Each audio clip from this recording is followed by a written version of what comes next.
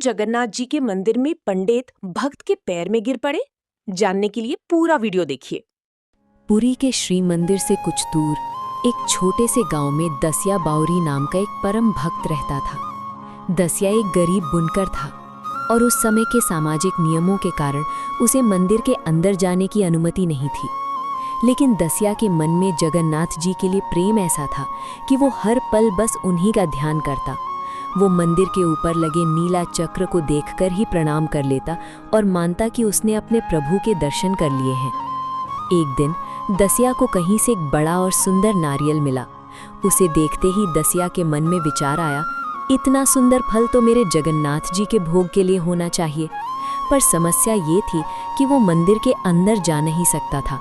उसने गांव के एक पंडित जी से विनती की, पंडित जी, क्या आप मेरा ये नारियल महाप्रभु को भेंट कर देंगे? पंडित जी ने पहले तो हिचकिचाया, पर दसिया की आंखों में सच्चा प्रेम देखकर वो नारियल ले गए। दसिया ने पंडित जी से एक अजीब बात कही, पंडित जी, आप ये नारियल तभी देना जब प्रभु खुद अपना हाथ बढ़ाकर इसे स्वीकार करें।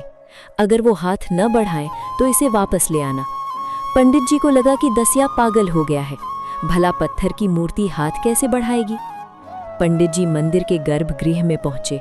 उन्होंने मजाक में ही प्रभु के सामने नारियल रखा और कहा, हे जगन्नाथ, ये आपका भक्त दसिया लाया है। वो कहता है कि आप अपना हाथ बढ़ाकर इसे स्वीकार करें। अगले ही पल जो हुआ उसे देखकर पंडित जी के होश उड़ गए।